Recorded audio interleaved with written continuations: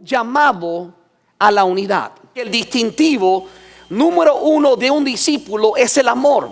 La manera en la cual el mundo puede distinguir que tú y yo somos discípulos de Jesús tiene que ver con la manera en la cual nos amamos unos a los otros. Y tomamos tiempo, 9 partes diferentes, 9 mensajes, porque hablamos de los requisitos de un discípulo, pero también dijimos algo muy importante, que Jesús dijo que os améis unos a otros como yo os he amado. O sea que no podemos nosotros amarnos unos a los otros sin antes entender cómo Jesús nos amó. Y si usted no estuvo aquí antes para escuchar estos mensajes, le exhorto que al terminar tome una copia de ellos, vaya a la página de la iglesia y allí puede escuchar los mensajes en audio o poder verlos en videos. Ahora, ¿qué yo quiero hacer hoy? Hoy yo quiero hablar sobre algo importante, porque Jesús dijo algo. Él dijo: en esto conocerán todos que sois mis discípulos si los amáis los unos a los otros. Pero déjame decirte que Jesús también habló sobre algo importante.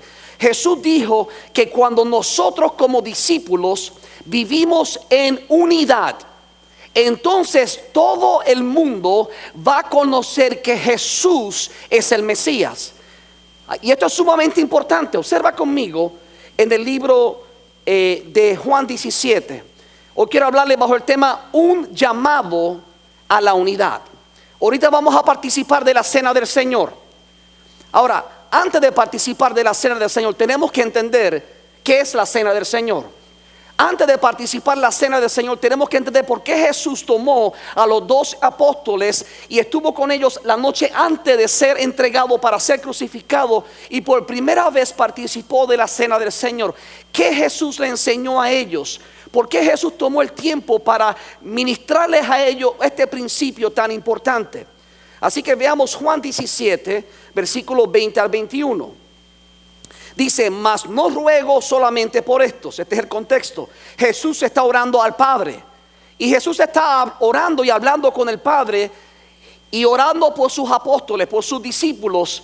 Pero luego Jesús comienza a decir: mas no ruego solamente por esto, o sea, por los 12 apóstoles, sino también por los que han de creer en mi nombre por la palabra de ellos.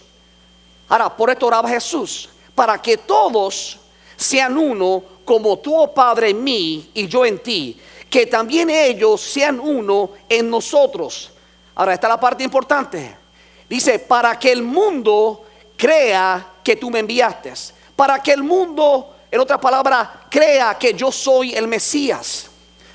Lo que significa que la manera en la cual tú y yo interaccionamos en unidad o en desunidad va a afectar la manera en la cual el mundo ve a Jesús. Jesús está diciendo: para que el mundo crea que tú me enviaste. Yo creo en mi corazón que a veces el mundo no cree que Jesús es el Hijo de Dios, porque tú y yo no estamos viviendo en unidad. Hay mucho silencio. Pero esto es un reto grande, porque no podemos solamente hablar de amor si no hay unidad. El amor y la unidad siempre están ligados. Si el amor refleja que somos discípulos de Cristo, la unidad refleja que Jesucristo es el Hijo de Dios. Y déjame decirte, Jesús es el Hijo de Dios, aunque tú no muestres unidad. Pero lo que Jesús quiere decir, que cuando tú y yo vivimos convencidos de la unidad que da el Espíritu de Dios, entonces todo el mundo puede darse cuenta, hermano, de que hay algo especial en nosotros. Y van a mirar hacia arriba, porque saben que en la tierra no se encuentra unidad. Mire lo que está pasando hoy en día. ¿Qué división hay en esta nación americana? División política. Unos quieren votar por uno, otros quieren votar por otro. Hay divisiones raciales, policías en contra de gente, minorías en contra, criticando a los policías. Hay una división tremenda en esta nación. Y a veces ponemos la esperanza en un líder político. Pero déjame decirte, cuando digan hay paz y paz, la Biblia dice que no habrá paz ninguna.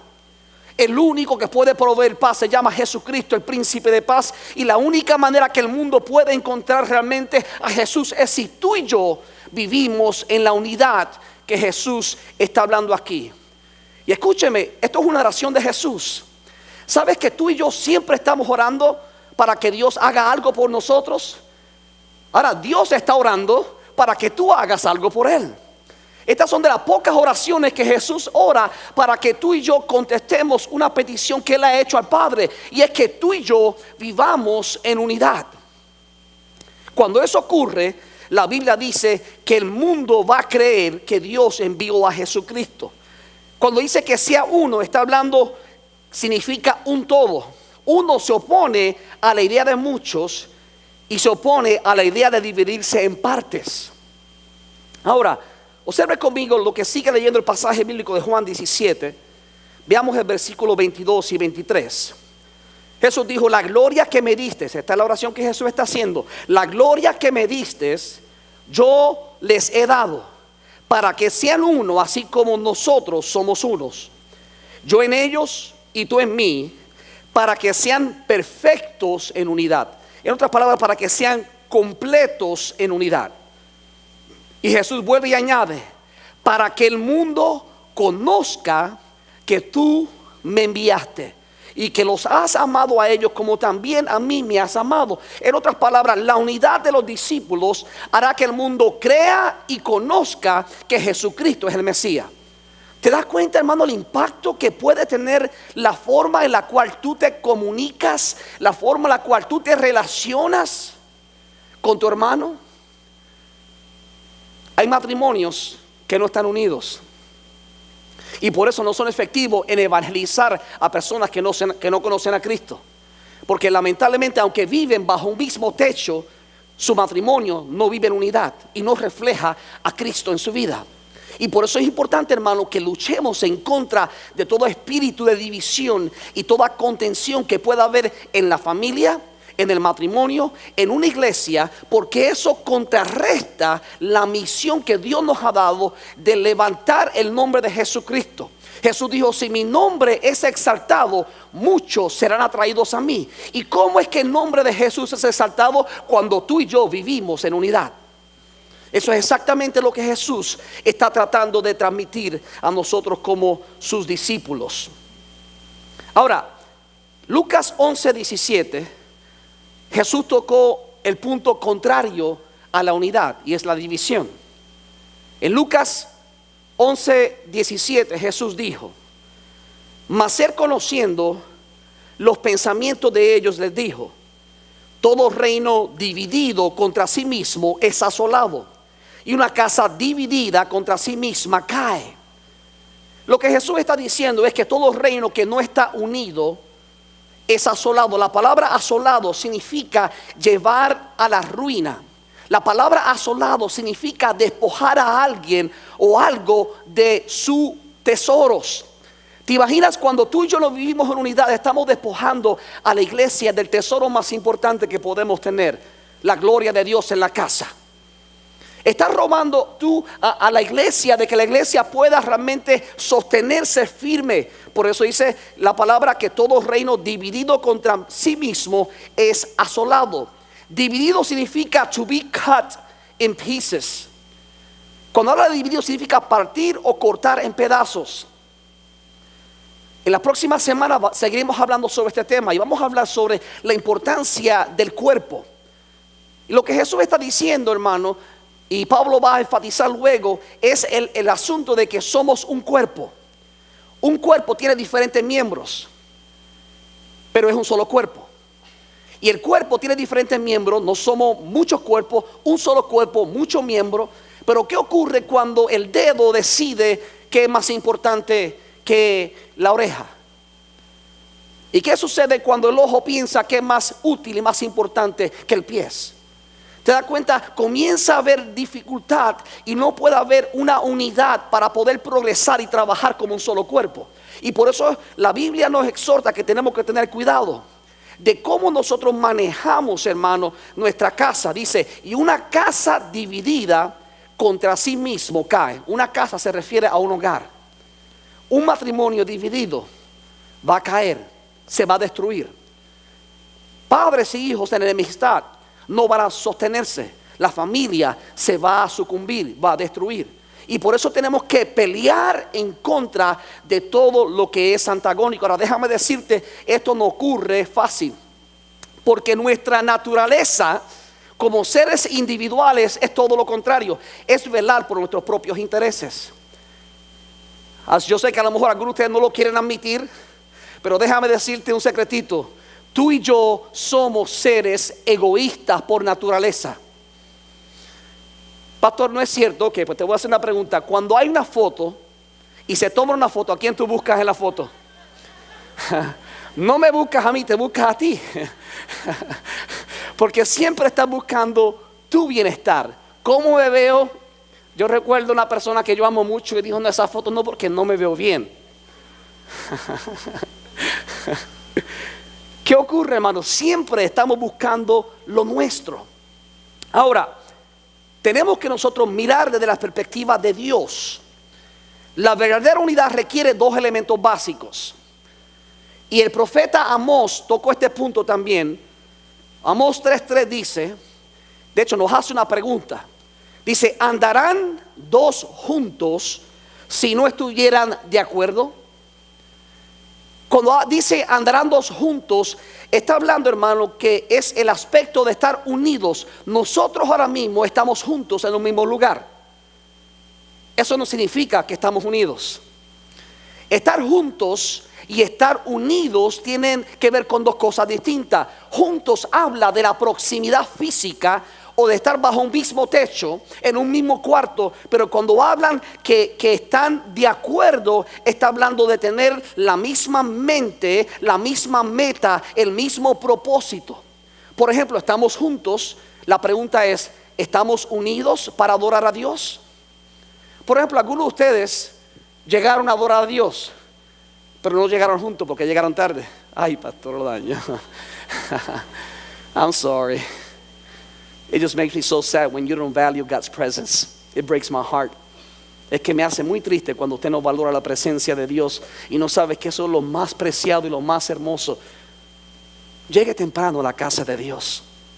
Venga a darle lo mejor al Señor, para que usted vea lo lindo de lo que Dios puede hacer en su vida. No venga a recibir, venga a dar. Este es el momento, al principio, cuando llega a la casa de Dios, uno viene a darle a Dios, darle alabanza y darle adoración. ¿Andarán dos juntos si no estuvieran de acuerdo? Podemos estar juntos en el mismo lugar, pero tenemos que ponernos de acuerdo en un mismo espíritu, en un mismo sentir. Llegamos con un acuerdo de traer gloria y alabanza a Dios. Por eso, hermano, tocamos y cantamos. Por ejemplo, cuando hablamos, hermano, de estar juntos y estar de acuerdo, son dos cosas que pueden ser un poquito diferentes.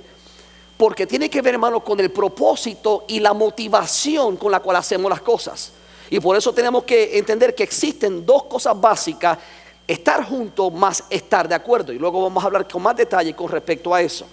Ahora, ¿por qué será que Dios enfatiza tanto la importancia de la unidad?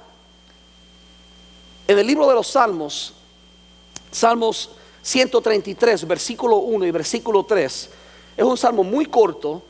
De hecho, es un salmo de David, de un músico. Si hay alguien que conoce la importancia de tocar en un acorde, en un acuerdo, son los músicos. Y David escribe este salmo específicamente enfatizando una bendición que hay en la unidad. En el Salmo 133, versículo 1 al 3 dice: mirad cuán bueno y cuán delicioso es habitar los hermanos juntos en armonía. Dice mirad cuán bueno. Cuando dice mirar cuán bueno, eso significa, hermano, que es rico en su valor. Es algo que te hace prosperar y que te trae felicidad. Bueno significa que es rico en su valor. Y hasta que tú no entiendas el valor de la unidad y no la valores como Dios la valora, no vas a poder cultivarla, no vas a poder perseguirla. Tienes que primero entender cuál es el valor de la unidad. Por eso dice la palabra mirar cuán bueno, o sea, cuán valiosa es la unidad. Y cuán delicioso. Cuando habla de delicioso, habla de muy agradable, habla de algo que es dulce, habla de algo que es precioso. De hecho, habla de algo que produce un sonido dulce y placentero. Entonces, no solamente es bueno, pero dice, mirar cuán bueno y cuán delicioso. Es como cuando tú te comes un pedazo de pastel. que es dulce y tú hace semanas que le tienes deseo, le tienes ganas, como decimos nosotros, y tan pronto lo ves en la vitrina y dices, ese es el que quiero. Y cuando llevas el primer mordisco, no se vaya corriendo a la tienda, ¿ok? Eso hace la unidad. Mirad cuán bueno y cuán dulce es habitar. Ahora, por favor, entienda, cuando hablamos, mirad cuán bueno y cuán delicioso es habitar. Habitar significa específicamente cuando tú te sientas en un lugar, cuando estableces en un lugar para permanecer. Es la palabra que se usa cuando dice, he actually settled down when he got married. He settled down. Se apaciguó. Now está enfocado. Tomó una habitación, cohabitó con una persona. Y cuando nosotros cohabitamos, hermano, en unidad, dice, mirad cuán bueno y cuán delicioso es habitar los hermanos juntos. Y cuando dice juntos, está hablando de un mismo lugar. Y la palabra encierra la idea de estar amarrados o atados. De hecho, la palabra en el original significa soldar. Tomar dos metales y soldarlos, unirlos. Eso significa juntos. O sea, pegar con un pegamento tan fuerte que es imposible separarlos. Esa es la idea que está dando el salmista. ¿Qué ocurre cuando se da junto en armonía? Y armonía habla de unificación, integración. La palabra es fusion. Es fusión, es cuando creamos una coalición y nos unimos diferentes personas para lograr una meta en común. De hecho, la palabra armonía significa acuerdo, concordancia, combinación, conectarse, ajustarse, unificarse y tener integración. La idea viene de una banda. Yo me maravillaba cuando mi hijo participaba en la banda de la high school, porque cada uno de ellos practicaba la percusión por un lado, los instrumentos de viento por otro, los violines, y cuando vienes a ver, cada uno tenía sus prácticas, pero luego se unían. Cada uno se unía y participaban, y cuando ellos tocaban juntos, era en armonía, hacía un sonido agradable. Y la gente iba por cientos, hasta por miles a escuchar la exhibición de lo que hace unirse en armonía para dar una melodía hermosísima y poder recibir bendición. Ahora, la armonía existe cuando existe un equilibrio. Un equilibrio conveniente, adecuado, proporcional, que corresponde de unas cosas con otras. Cuando hablamos, hermano, esto es lo mismo que decir nosotros. El término puedo utilizar para nombrar la combinación de sonidos simultáneos que, aunque diferentes, resultan acordes. Es como la guitarra, tiene 6 cuerdas. Unas son más gruesas que otras. Y cada una de ellas, si las tocas individualmente, tiene un sonido diferente. Pero cuando tocas un acorde, es deleitoso. Pero es importante que cada uno entienda que son distintos, pero tienen que tocar en un acorde. A tocar un acorde todo cambia. Si usted observa, por ejemplo, un piano tiene cerca de 88 teclas. Unas son blancas, otras son negras, y cada uno de manera individual su sonido distinto. Pero cuando se toca en acorde, trae algo que es melodioso, algo que bendice, que gusta el oído. Y lo mismo ocurre en términos espirituales.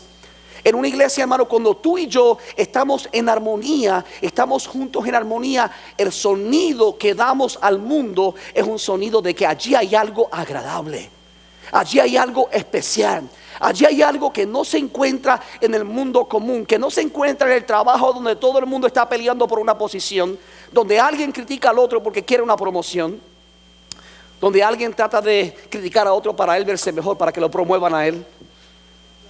En la iglesia no puede ser así. En la iglesia tiene que haber un espíritu de armonía, de estar juntos en armonía, porque, ahora aquí está la clave, porque ¿qué? Porque allí envía Jehová bendición y vida eterna. ¿Se acuerda lo que leímos al principio? Que dijimos, en esto, para que todos conozcan que el Padre me ha enviado. Para que todos crean que el Padre me ha enviado.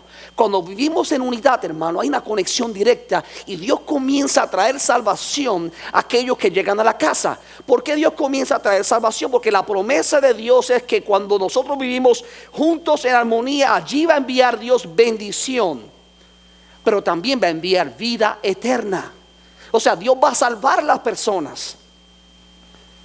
¿Se acuerdan cuando el pueblo estaba unido y comenzaron a predicar y vendían las cosas, como vamos a ver más adelante? Y dice la palabra, y el Señor añadía cada día a aquellos que iban a ser salvos, porque había un espíritu de unidad y de armonía en aquellos discípulos de Jesucristo. ¿Te imaginas el impacto que podemos tener nosotros, no solamente como iglesias, sino sobre todas las cosas en la comunidad? Si decidimos echar afuera todo lo que nos divide, las razas, nacionalidades, el color de la piel, las diferencias sociales, estatus migratorio. ¿Te imaginas lo que podemos lograr si mi deseo como cristiano, como discípulo, es amar a mi hermano como a mí mismo? Es hacer todo lo posible para evitar la desunión y proclamar el nombre de Jesucristo. Todo cambiaría de una manera muy, muy especial. Déjeme dar un ejemplo, hermano, de lo que es vivir en unidad. En el libro de Hechos, capítulo 2, versículo 44 al 47 dice: todos los que habían creído estaban juntos. ¿Se da cuenta? Estaban juntos. Eso habla, estaban todos en un mismo lugar. Todos los que habían creído estaban juntos y tenían en común todas las cosas, y vendían sus propiedades y sus bienes y los repartían todos según la necesidad de cada uno. En otras palabras, cuando nosotros, hermanos, estamos viviendo en unidad, esa unidad siempre nos va a impulsar a actuar en amor y a crear un deseo de convivir con otras personas. Donde hay verdadera unidad, hermanos, siempre hay un mover del Espíritu para ayudar al necesitado. Eso es unidad real. Por eso la palabra dice que si tú ves a tu hermano que está en necesidad, no le digas: voy a orar por ti para que Dios te bendiga. No, dice, no, si tienes con qué darle, dale la ayuda que necesita. Eso es parte de lo que Dios te está llamando a tú a hacer. Ahora, no solamente dice que ellos estaban juntos, sino el versículo 46 dice: y perseverando unánimes. Ahí está hablando, hermano, de propósito. Ahí está hablando de la misión que ellos llevaban a cabo. Y permaneciendo unánimes cada día en el templo y partiendo el pan en las casas, comían juntos con alegría y sencillez de corazón, alabando a Dios y teniendo favor con todo el pueblo. Y aquí está la promesa que dijimos en el Salmo 133. Y el Señor añadía cada día a la iglesia los que habían de ser salvos. Se da cuenta que la unidad entonces nos impulsa a actuar en amor y se distingue porque crea un deseo de convivir con otras personas. Ahora, vamos a ver un ejemplo de lo que es vivir en desunión. Porque no podemos entender a cabalidad lo que es la unidad a menos que veamos un retrato de lo que es la división, de lo que es la desunión. Así que antes de tomar la cena del Señor, yo quiero que veamos un pasaje bíblico que se usa típicamente para participar de la cena del Señor. Y tenga en mente, hermano, que esto es el apóstol Pablo que lo está escribiendo. Ahora, él lo está escribiendo bajo el entendimiento de lo que Jesús hizo la noche antes de estar allí en el lugar donde se reunió con sus discípulos para recibir por primera vez la cena del Señor. Y me interesa muchísimo que usted vea la manera tan peculiar que Pablo escribe. Pablo está escribiendo a una iglesia que es multitalentosa, una iglesia que tiene múltiples dones, gente muy capacitada, gente con múltiples capacidades. Sin embargo, había un problema. Las cosas comenzaron bien, pero de momento las cosas comenzaron a marchar de una manera contraria. Porque escúchame claro, si hay alguien que no quiere que tú y yo vivamos en unidad, es Satanás. Y él siempre está buscando maneras de crear una semilla de discordia, de disensión en la iglesia. Porque cuando él hace eso, él sabe que minimiza la capacidad de la iglesia impactar a aquellos que no conocen a Dios en la comunidad. Porque Jesús dijo claramente que si nosotros vivimos en unidad, entonces la gente va a conocer que Jesucristo es el Mesías. Y por eso Satanás siempre busca maneras de tratar de crear división y discordia en la familia, en el matrimonio, entre padres e hijos, entre hermanos en un ministerio, en una misma iglesia. Porque si él logra hacer eso, entonces minimiza el potencial que tenemos para levantar el nombre de Jesucristo en la comunidad. Vea conmigo 1 Corintios 11, versículo 2. Es donde Pablo comienza dándole una alabanza muy hermosa a la iglesia de Corintios. Dice 1 Corintios 11, 2: os alabo, hermanos, porque en todo os acordáis de mí y retenéis las instrucciones tales como las entregué. Interesante que Pablo dice, ¿sabe? Yo los alabo, les aplaudo, los exalto porque han tenido cuidado de mí. O sea, ellos no tenían problema cuidando al apóstol. Ellos no tenían problema tratando al apóstol con respeto. Ellos no tenían problema tratando a la autoridad máxima con amor. Pero ¿sabes qué? Tenían problema tratando a los demás, sus iguales, sus hermanos en la misma iglesia, con amor. Y por eso la Biblia nos dice, hermano, que Dios tuvo que lidiar con ellos y Pablo tuvo que confrontarlos de una manera directa, porque ellos, hermanos, no estaban realmente actuando de la manera en la cual debían actuar. Ahora, cuando yo veo estas palabras en 1 Corintios 11, me choca muchísimo y me pregunto, ¿por qué Pablo ahora comienza a cambiar su tono? Él comienza dándole aplausos, él comienza alabándoles. Os alabo, hermano, porque en todo os acordáis de mí. Sin embargo, si usted sigue leyendo el pasaje bíblico, cuando llega al versículo 17, la alabanza se torna en una reprensión. Ya Pablo no le está alabando, ahora Pablo los está regañando, confrontando y reprendiendo por algo que ellos están haciendo. De nuevo, el versículo 2 dice, os alabo, hermanos, porque en todo os acordáis de mí y retenéis las instrucciones tal como las entregué. Ahora vea conmigo versículo 17. Pero al anunciaros esto que sigue, Pablo dice, pero ten cuidado, te alabé por lo bueno que hiciste, pero quiero que entiendas que Dios no está satisfecho. Dios no se complace cuando nuestra unidad y nuestro amor está media. Dios no se complace cuando escogemos nosotros amar al líder pero menospreciar a nuestro hermano. Pablo decía, yo los alabo porque ustedes me han amado a mí, han tenido cuidado de mí, qué bueno. Pero ahora Pablo va a confrontar algo muy importante, porque a veces es bien fácil amar al líder, a veces es bien fácil respetar al líder por su posición, pero Pablo dice, eso no es realmente unidad verdadera.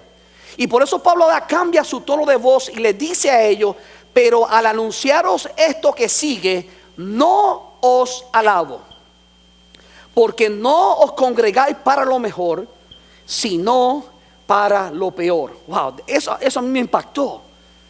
Para mí son palabras demasiado fuertes. Pablo dice, ustedes no se congregan como iglesia para lo mejor, se congregan para lo peor. Y la primera pregunta que vino a mi mente es, ¿qué es lo peor? ¿Qué actitud o acción es tan mala que Pablo cambia de la alabanza a la reprensión? ¿Qué es tan malo que Pablo dice, una cosa es mala, pero otra cosa es peor? This is the worst of the worst. Lo más bajo de lo peor es lo que Pablo ahora va a compartir. Y Pablo dice, al anunciaros esto que sigue, no os alabo porque no os congregáis para lo mejor, sino para lo peor. Vamos a ver qué es lo peor. Y Pablo enumera lo primero, versículo 18 y 19 de 1 Corintios 11, él dice, pues en primer lugar, cuando os reunís como iglesia, oigo que hay entre vosotros divisiones y en parte lo creo. Aquí vemos que lo que Pablo está atacando es la falta de unidad. Pablo está diciendo, ustedes me aman a mí, qué bueno, los alabo por eso, pero no es suficiente con amarme a mí. Tienes que amar a tu hermano, tienes que amar a tu hermana, tienes que tratar a tu hermano de la misma manera, con el mismo amor, con el mismo ímpetu, con el mismo cuidado con que me tratas a mí. Y por eso Pablo dice, ahora no los alabo porque he escuchado que hay entre vosotros divisiones. Y después dice, porque es preciso que entre vosotros haya disensiones, para que hagan manifiestos entre vosotros los que son aprobados. Y escucha esto, lo que Dios está diciendo, cuando venga el momento de prueba, porque es una prueba, cuando hay desunión en un lugar, en un matrimonio, Dios va a probar quiénes son los aprobados por Él. Dios va a demostrar, o el fruto nuestro, nuestras acciones, nuestras palabras, nuestros pensamientos, nuestras actitudes van a confirmar si somos parte de los elegidos de Dios. Si somos parte realmente de aquellos que dicen que hay amor en su corazón. Pablo está diciendo, tú puedes alabar y cantar todo lo que quieras, pero si tus actitudes y tus acciones son contrarias a lo que estoy enseñándole, si hay división y rencillas y celos y contiendas y competencia entre ustedes, entonces lamentablemente se va a demostrar cuando llegue el momento de la división. Entonces la división a Dios no le agrada, pero cuando surge un momento de contienda o de división, la Biblia dice que bueno, porque eso va a revelar el corazón de cada uno de ustedes. This is pretty tough. Mi pregunta es, ¿cómo reaccionas tú a la división? ¿Será que cuando llegue un momento de división, de contienda, de pleito, tú vas a manifestar que eres aprobado por Dios? ¿Vas a actuar de manera madura, de manera sabia, para trabajar como un pacificador, o le vas a echar más leña al fuego? En el matrimonio, cuando el marido se enoja y dice algo que no debe decir, como esposa, ¿vas a ser una pacificadora o le vas a tirar un poquito de leña o gasolina para que se encienda más la llama? O viceversa. ¿Me entiendes? O sea, Pablo está diciendo, en otras palabras, es inevitable. Dice Jesús, dijo, es inevitable que venga tropiezo, pero ay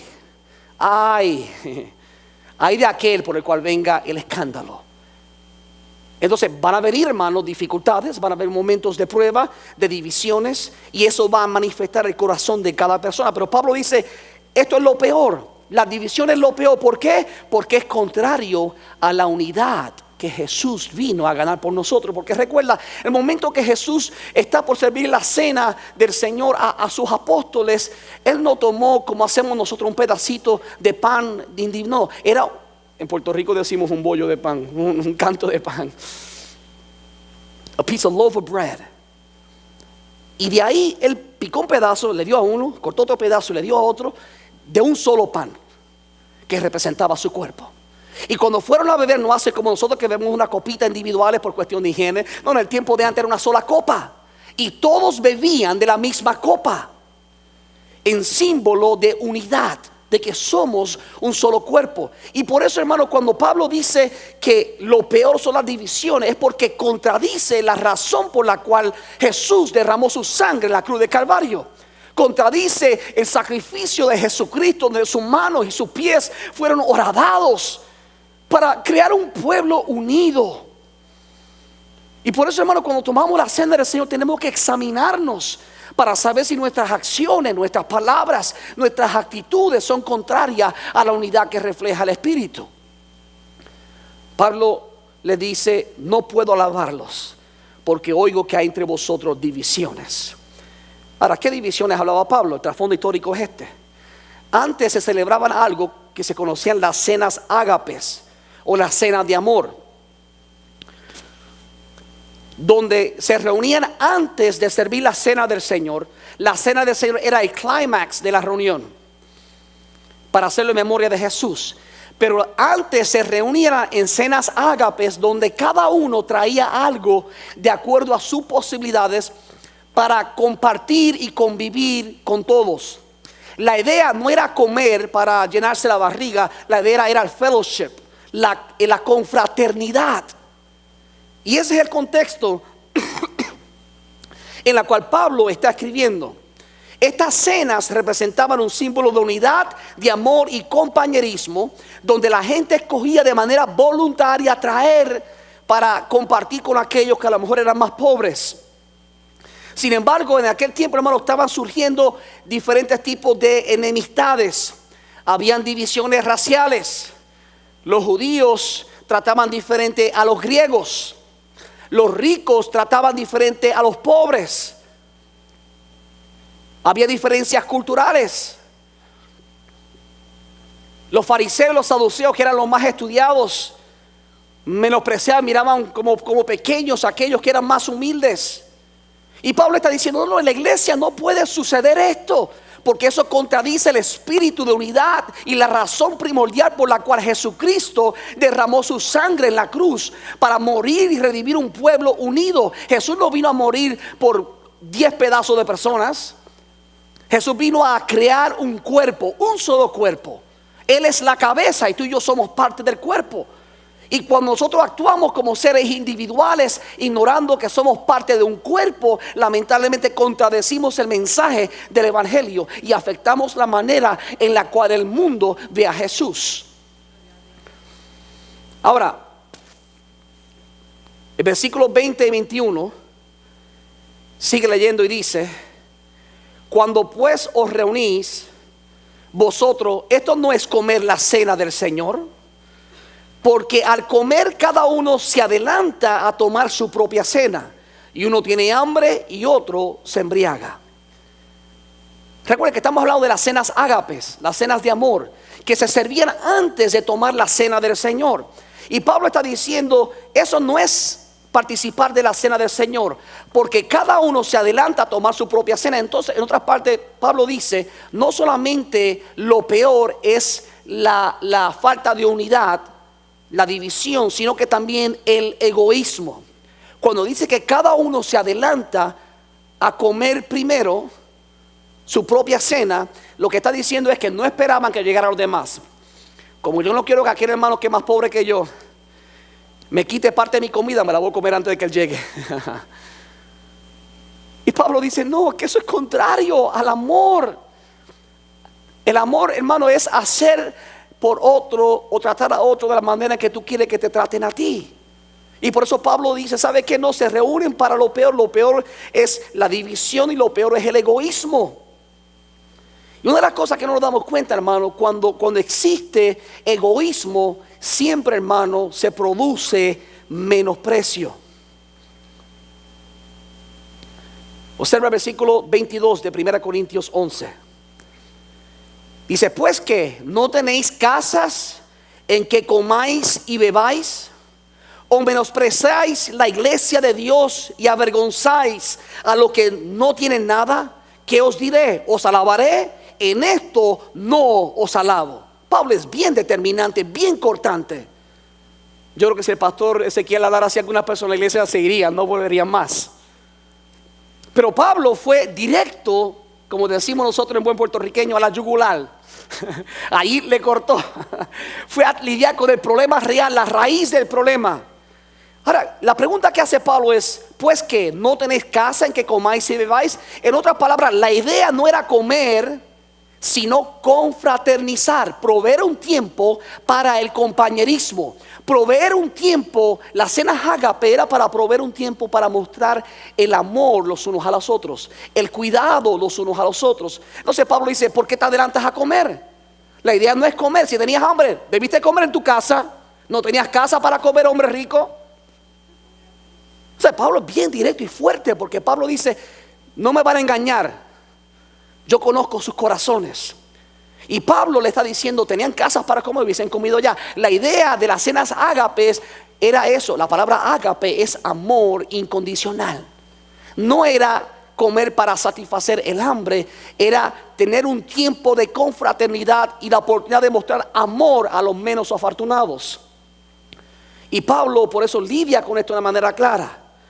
Dice, o menosprecias la iglesia de Dios. Cuando Pablo dice, cuando actuamos como superiores a las demás personas, estamos menospreciando la iglesia. Jesús vino a morir por blancos y negros, libres y esclavos, ricos y pobres, hombres y mujeres, judíos y griegos, boricuas, dominicanos, mexicanos, guatemaltecos, etcétera, etcétera, etcétera.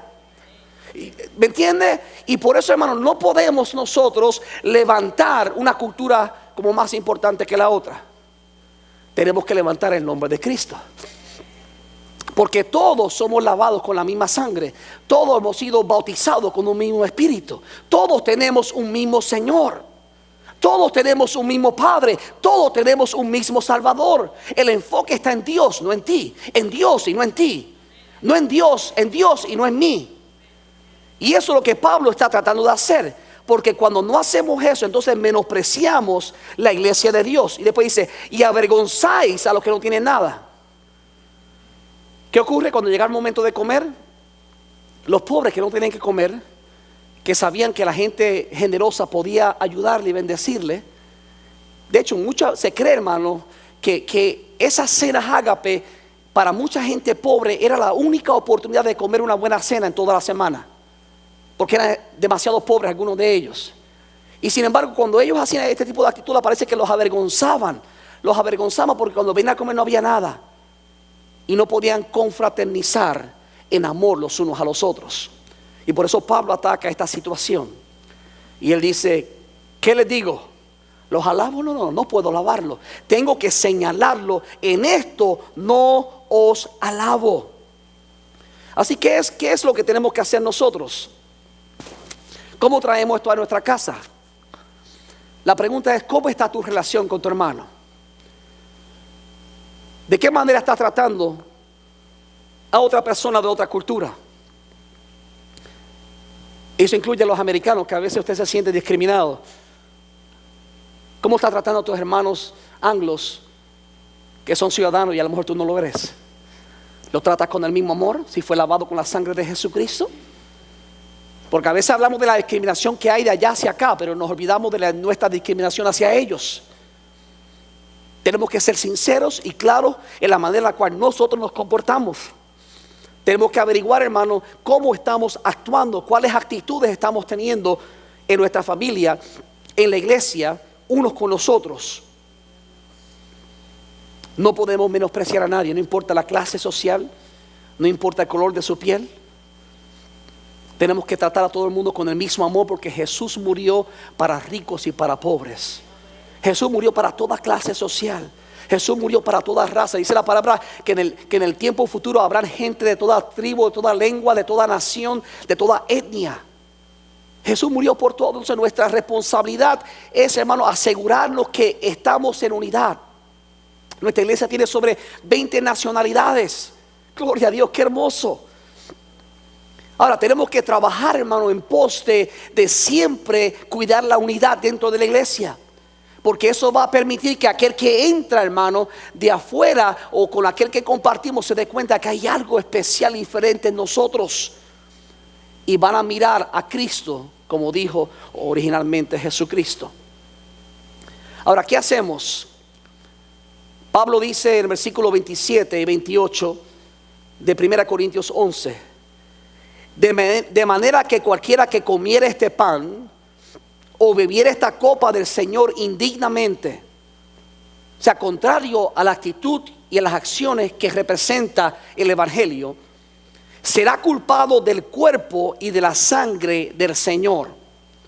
Por tanto, pruébese cada uno a sí mismo y coma así del pan y beba de la copa.